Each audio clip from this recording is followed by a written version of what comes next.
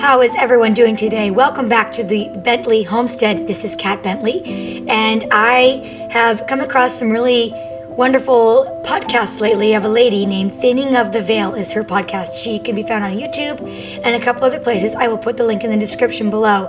But oh my gosh, has she blown my mind with taking your research and researching your ancestors to the next level and getting in touch with those things and finding out those names of people on your family tree that are waiting and ready and have accepted the gospel on the other side of the veil. She gave you some great tips and tricks to do that, and I just wanted to share my testimony of this based on what happened to me after I did what she said to do and I implemented her steps. And so I wanted to kind of go over that a little bit with you, and then I have a few things I wanted to mention as well. So thank you for joining me today. I hope this is helpful to some of you guys. And again, go and watch her videos. She shows you how much we are living below our capabilities as members of the church. And are we believers? Do we believe in things like organized religion? Do we believe in church? Do we believe in personal revelation and thinning of the veil experiences that we are entitled to per the prophets and the apostles? Not some random person who believes they have a spiritual gift can tell us these things. I mean the prophets and apostles sharing these things with us, telling us that we are living below our means and our capabilities. I have a testimony of that now, and I am so excited to tell you what has happened in my life based on her podcast. So she explained in her podcast, by the way, this is Tia Smith. I'm going to pull up. She has actually written a book. So let me preface with that. She has written this book called Patterns of Revelation, The Spiritual Foundations of Hearing God's Voice. You can find this on Amazon. So I wanted to show you that really quick. She has her podcast, Thinning of the Veil, which I will link below. And so she started to talk in a couple of her videos about what she does to receive guidance on where to find names of people who are ready for their temple work to be done.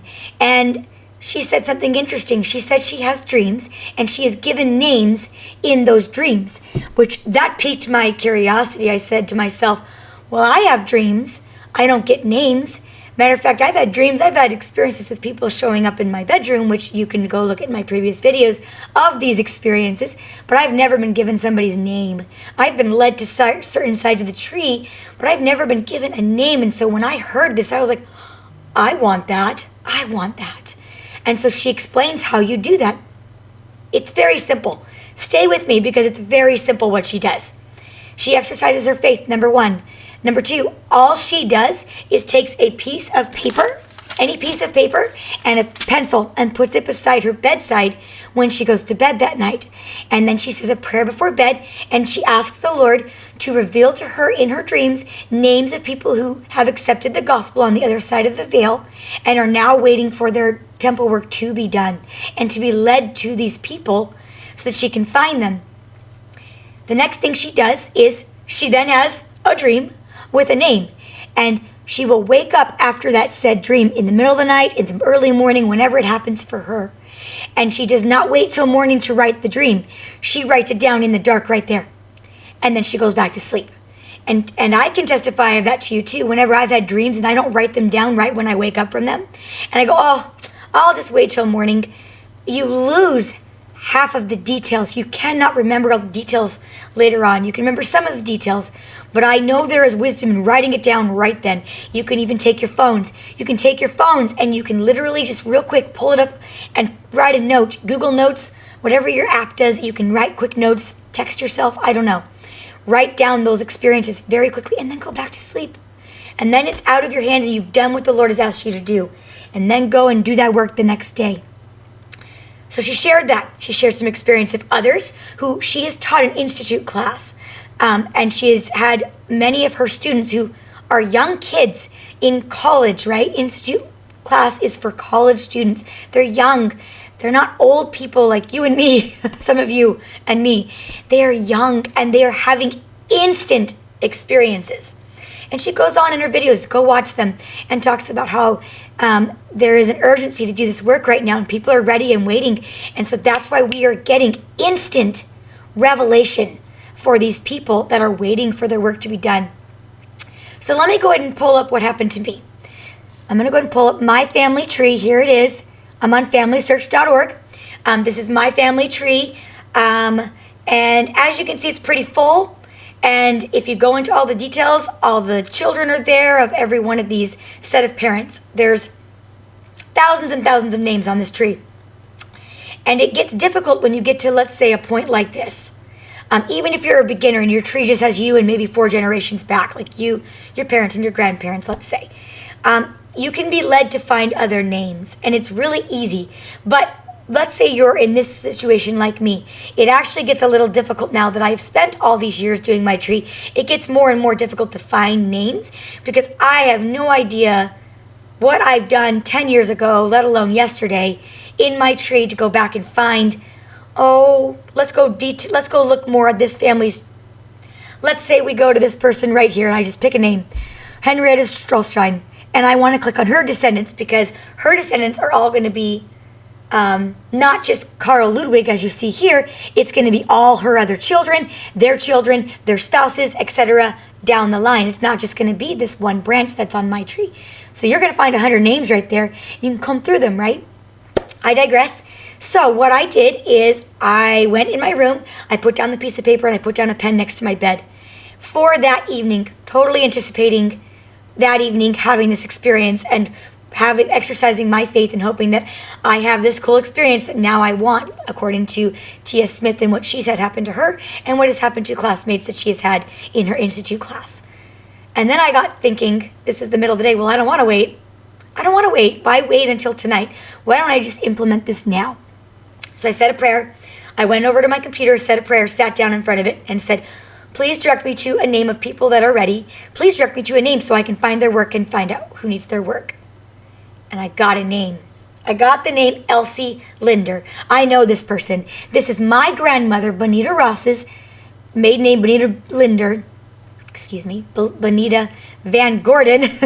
I'm sorry, she's married. Her mother was a Linder, so this is on her mother's side. She had a favorite aunt. My grandmother, Bonita, had a favorite aunt named Elsie Linder. In fact, when I was drawn to her name, I went into I have a whole thing downstairs of stuff my grandmother has given me. And this right here is a whole folder of my grandmother. She literally wrote there, my favorite aunt, okay? She wrote Elsie Linder, okay? And I have pictures of her. I have wonderful stuff in here. I'm trying to see here. I've got tons of pictures of her in here. It's just wonderful, right? So this is just all of her favorite aunt, letters. And I went to her in her tree. So I'm going to show you her now. So here's my tree. If you look over here, you'll see my grandmother, Bonita, and then her mother, Lucille Ann, Robert Linder. Okay, Robert Linder is her father. So I'm going to take us there. And I'm going to show you Robert Linder, his tree. Okay, so we're going to click on Robert Linder. I'm going to click on that little button that shows, this is the fan chart view. So Robert Linder, born 1870, right? Okay, I'm going to pull it up here a little bit.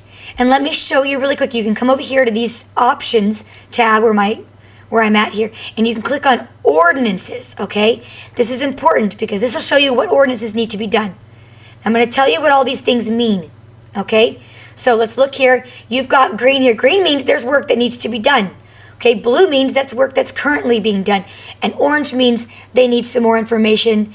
There's something missing that they need in order to do their temple names, okay? So here's Robert Linder. Here's his wife. And then I'm just going to scroll down here to where you see, let's see. Sorry, that Elsie. Let's see. Here's Elsie. Okay, and so if you see here, look at all the green. Okay, but I want you to notice something about Elsie. I look instantly because, as some of you know, this is what you would call low-hanging fruit.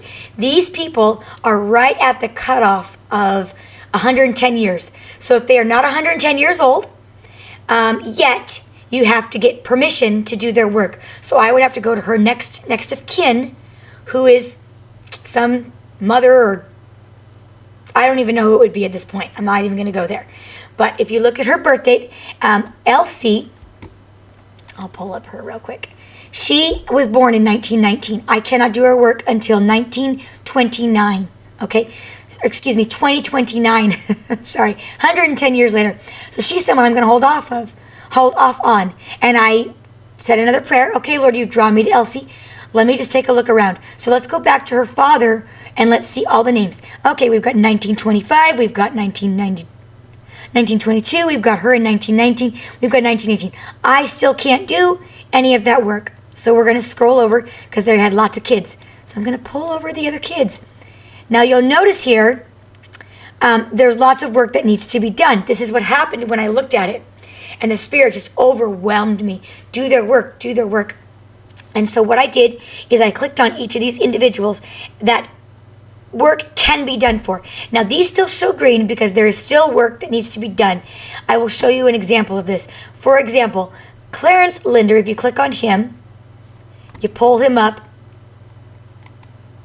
and you look up his personal page, right? His details of his page, okay? And if you go over here, here is, give my computer a minute. Holy cow, it's being slow. Here is her older brother. This is Elsie's oldest brother, Clarence, okay? Born in 1910. His work can be done. So now I'm going to go over here where you see the green temple, and I'm going to click on ordinances. This does not show up for you if you're not a member of my church. And you scroll down here and you see, permission required to do, there's a sealing to his spouse. Now look at his spouse, Loretta Alma Bever, 1917. Well, I can't do her work till 1927. So that work cannot be done yet, okay? But all his other family members can be done. So I went through here and I found a bunch of names. I found a couple of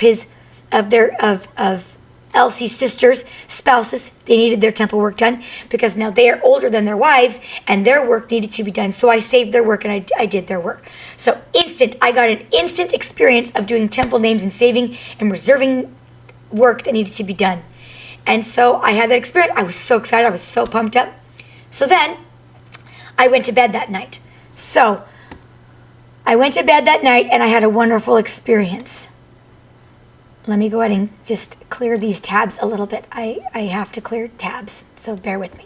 Went to bed that night, and I wanted to show you really quick. Before I continue, I wanted to show you a picture of Elsie. This is Elsie. I wanted to tell you also a little bit about her. The reason I remember this wonderful, lovely lady, look at her, all fashionable, all fabulous, Miss Elsie. My grandmother adored her, and she was just full of life, loved to travel, loved to do all these things.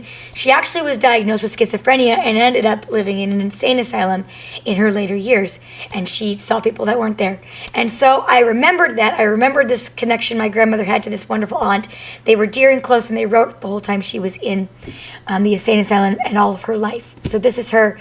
Look at how fabulous she is. I mean, look at that coat and that hat and those cute shoes. Oh my gosh. I have literally a whole book of her, of all of her fabulous interactions with my grandmother. So this is wonderful to have, right? This is family. This is our blood relations.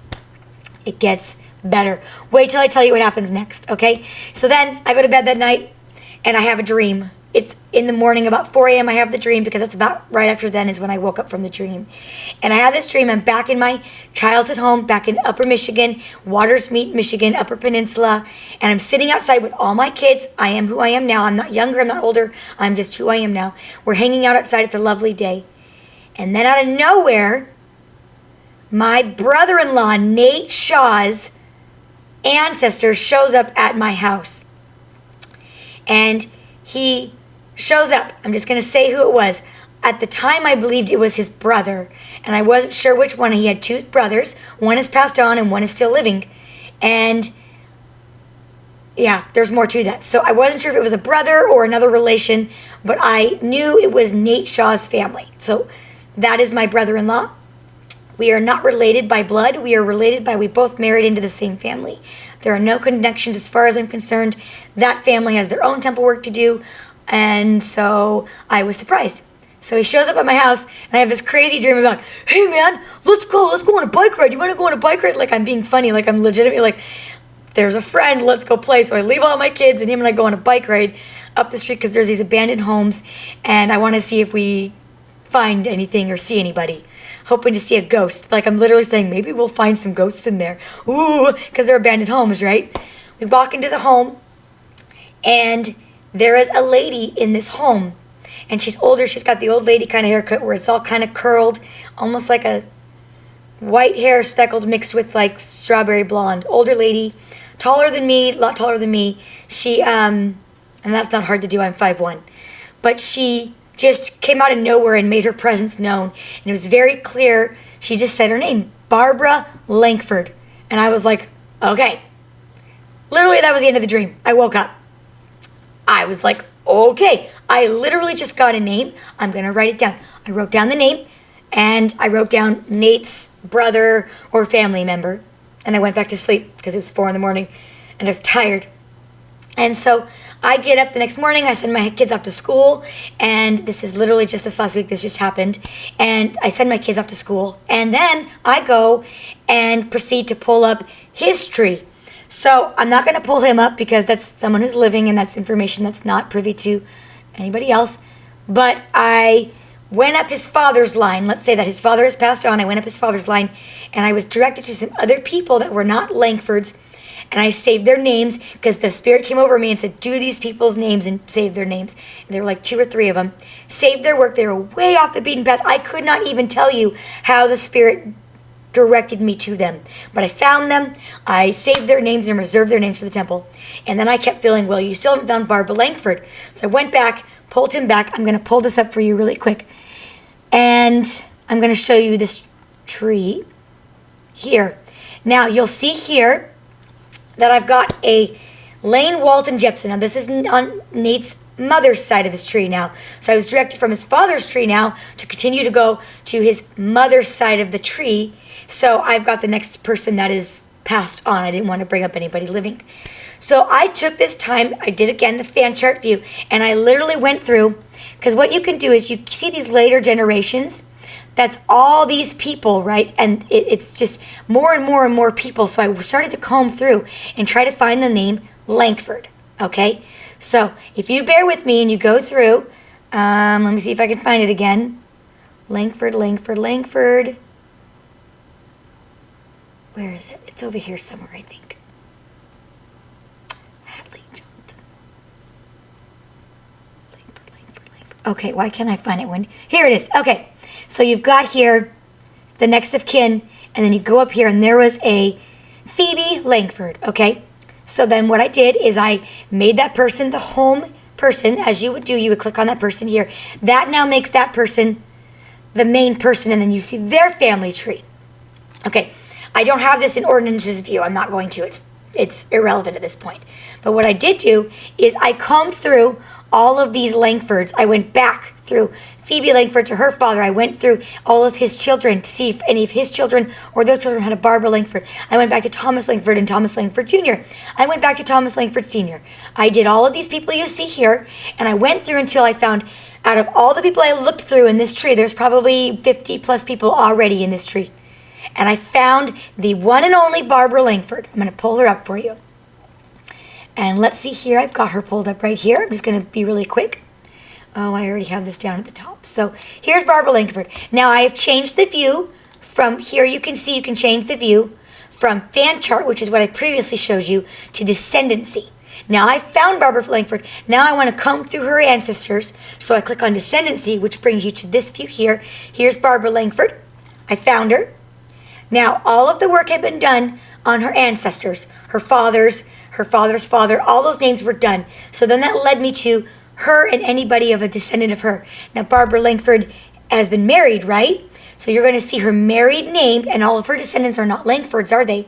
But they are all descendants of her and her husband, who that is her married name, which you see here is Wicks. So she became Barbara Wicks when she married Mr. Wicks. And then as you see, I started to click on these down arrows of all of her descendants, and all of this work popped up. Not a lot, not everybody, but some work. And you'll start to notice here, over here in the corner, there are all these little temple icons.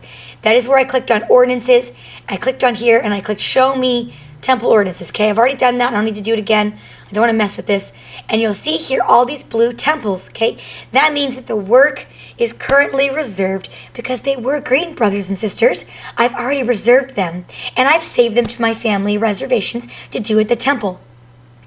And so now they have gone from green to blue. Blue means they are in progress. That means that the work is now being done. Someone went through and did all this work and left a bunch of sealings to be done. All these sealings were not done. And as you know, sealings is a very important temple ordinance that needs to be done. If you are not sealed and linked back, that is a huge ordinance that needs to be done, especially eternally, being eternally families, and even being eternally to your spouse for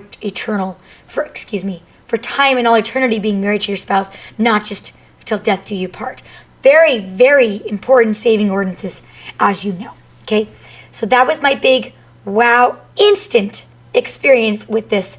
And I have prayed every night since. I am still praying. I keep having ancestors showing up, close ancestors now since then, because I keep asking for these experiences. But I just wanted to show you that. I wanted to say a few more things. She linked these, so I cannot take credit for these quotes, but I'm going to reuse them in my video really quick. So this right here, I had it at the top. What happened? Is a talk that was given by Jeffrey R. Holland, Elder Jeffrey R. Holland. This is him speaking, rending the veil of unbelief. And I'm trying to see where the date is when he gave this. I believe he gave this talk in like 1995.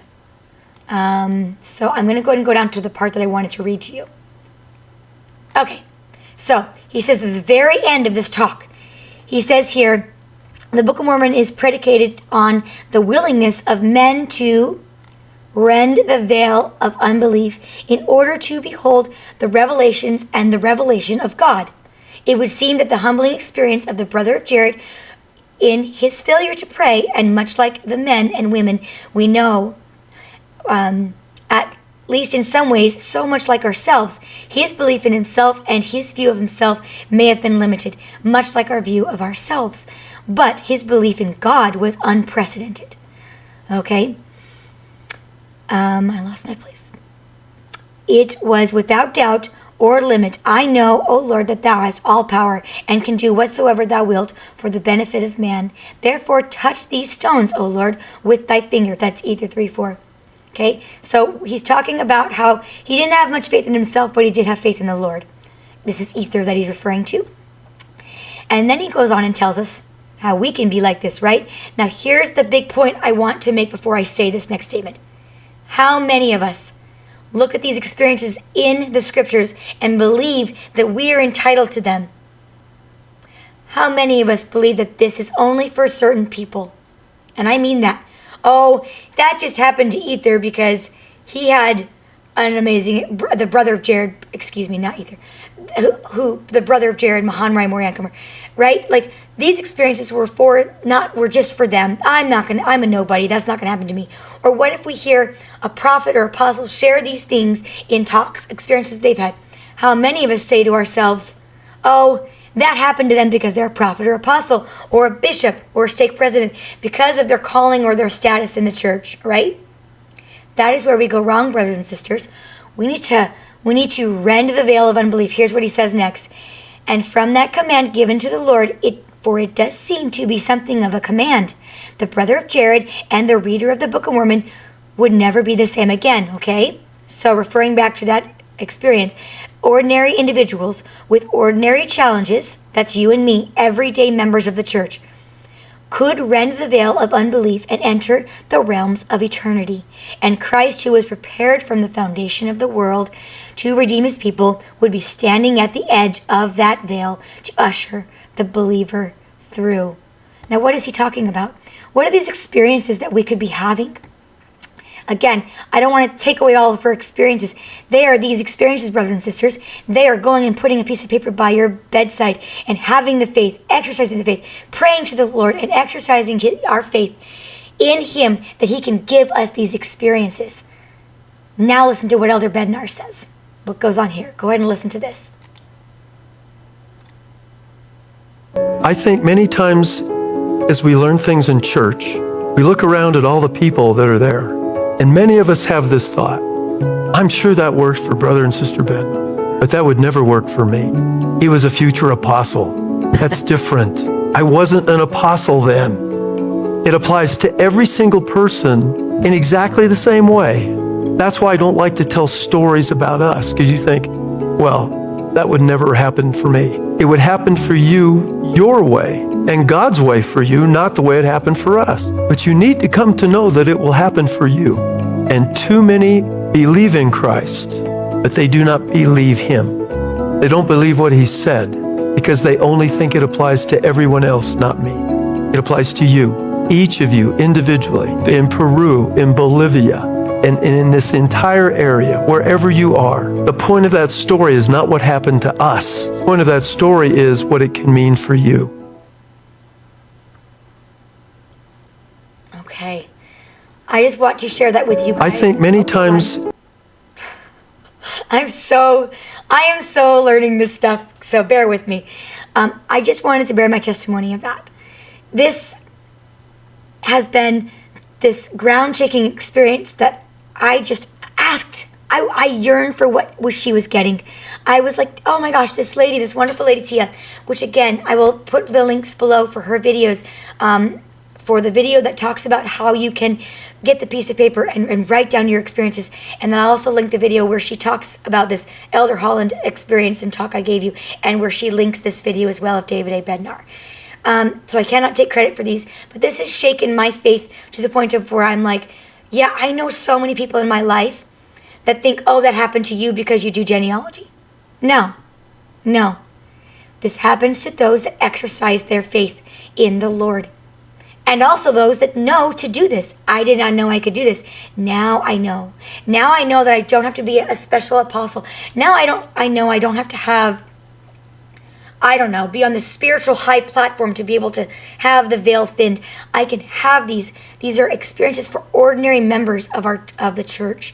And I just really wanted to, I was so excited about this. I was so excited that it happened like this. I ended up giving these names and sharing them and giving them to my wonderful sister-in-law who is married to Nate Jenna. And they are now going to do those names in the temple of the family members. And I just think that this is going to bless their lives. Those ancestors are going to bless their lives and our lives. We are blessing the ancestors and their lives on the other side of the veil. We are helping one another. We are in each other's lives. And somehow I am also being blessed by my ancestors. Oh, there's one last thing I wanted to share with you. I'm going to go back to Barbara Langford. So now I've added Nate to my tree, right? So now his tree is linked to mine through, married, we've married into the same family. So I went to pull up Barbara Langford. I saved her as a favorite in case I ever get prompted to go back to her. I wanted to find her earlier, so I followed her. Now, let's see here. Wrong one, this one. Bear with me. Barbara Langford. Here she is. See her right there, relationship to Barbara Langford? I clicked on her to see her relation because I was trying to show my sister-in-law Jenna her relation to him, like how they are related to him. And because she is now linked to my tree, it didn't show. It didn't show their relation to Barbara Langford. It showed mine. And not only did it show hers, but it showed all of the ancestors that I reserved their names. I want to go down here. This is me. Okay, this is what I'm going to do. I'm going to zoom out. Okay, here is me, Catherine Schaefer Hilliard. There's my mother, Patricia Ross. Go up the line. Yes, this is off the beaten path. And then you come back down here. Look who I am related to. I'm going to go ahead and zoom in better so you can see. There's Barbara Langford. But let me show you me. Sorry. I can feel it so strong. Come on. We're related.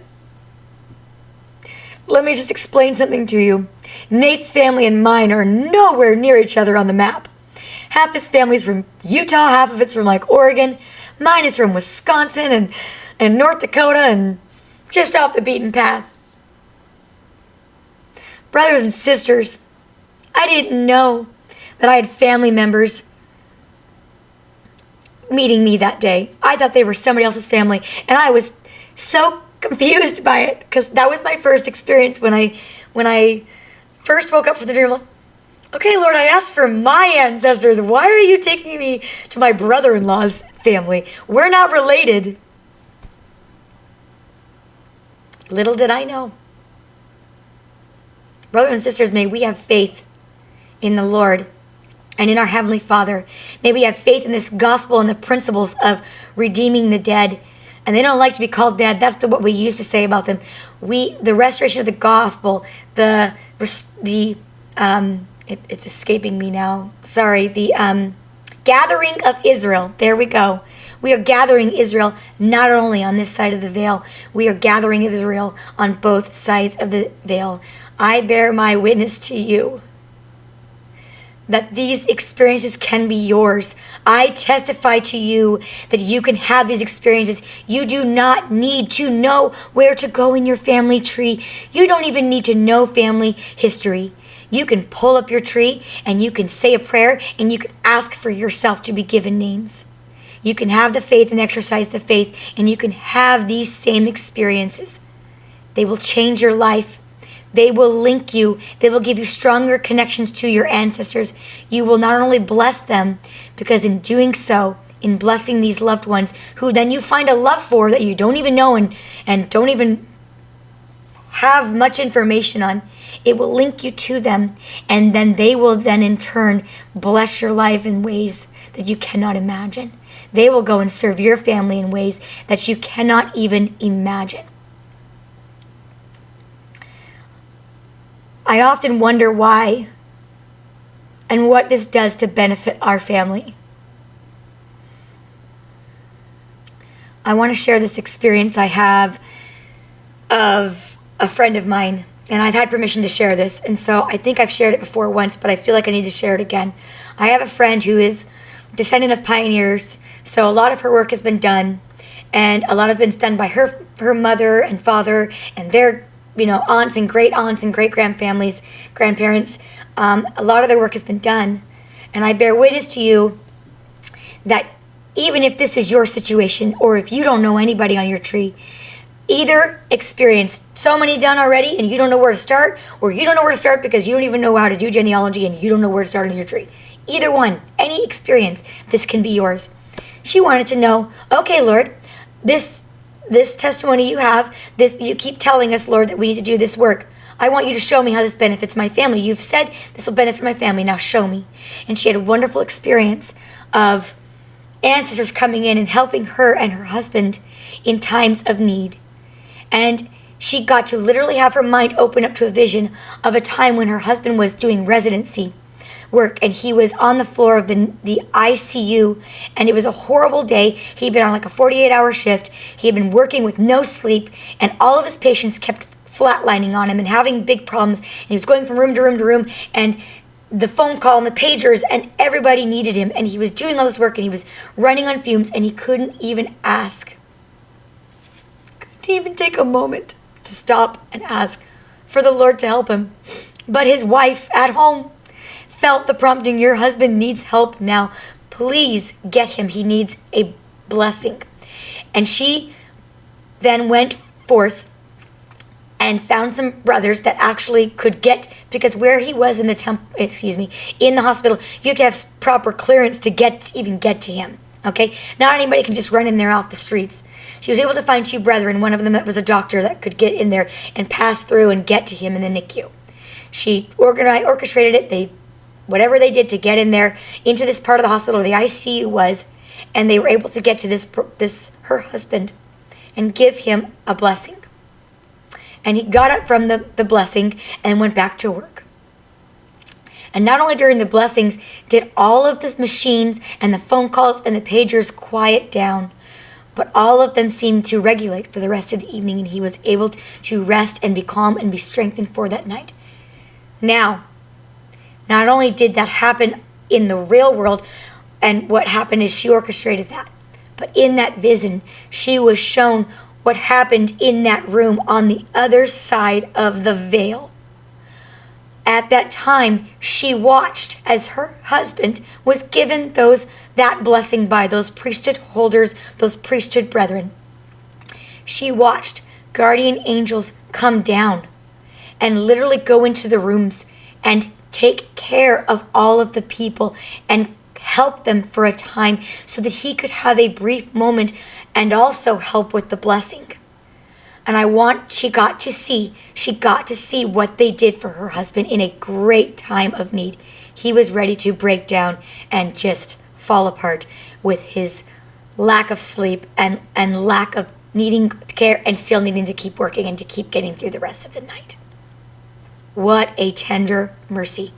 That is how they help us. They help us in ways that we do not know. And I am feeling it so strong right now, brothers and sisters, that is what we do. We are all linked. Someday we're going to be able to see all of that. We're going to hear these stories. We're going to find out.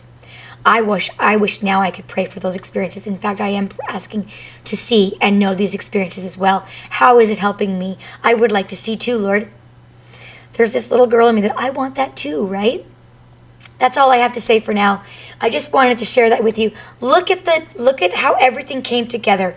I cannot thank this lady, Tia Smith, enough. I am halfway through all of her podcasts. I've literally binge listened to them over the last week. And by the way, I would recommend watching the actual videos of them where you get to see all of her screenshots and slides, because she just jam-packs these with amazing quotes from prophets and apostles, which is my favorite. That's my bread and butter. That is my, yes, if the prophets and apostles say it, then by all means, we're going to do this.